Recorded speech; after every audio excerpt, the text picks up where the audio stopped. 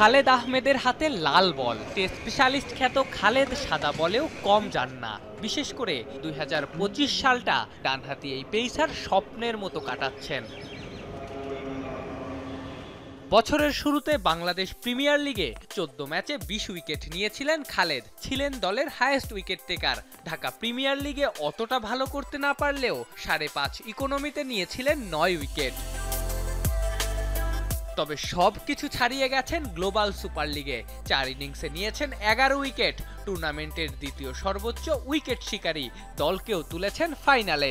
সব জায়গায় ভালো খেললে কনফিডেন্ট অটোমেটিক্যালি চলে আসে, বডিতে চলে আসে যে আমি চিন্তা করতেছি এখন এই বল করব, কনফিডেন্ট থাকে যে এই বলে আমাকে মারতে পারবে না। তো এইরকম আর কি চেষ্টা ছিল ভালো করার, আলহামদুলিল্লাহ।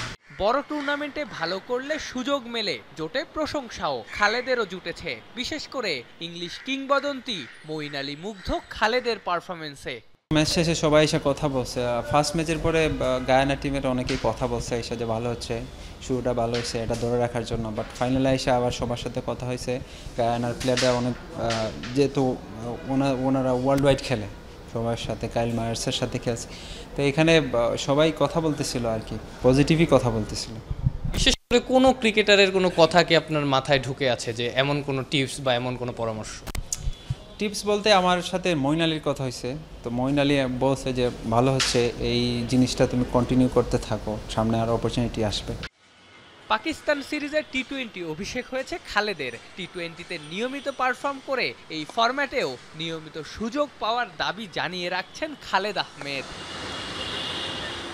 আফনান পিয়াল, যমুনা স্পোর্টস, ঢাকা।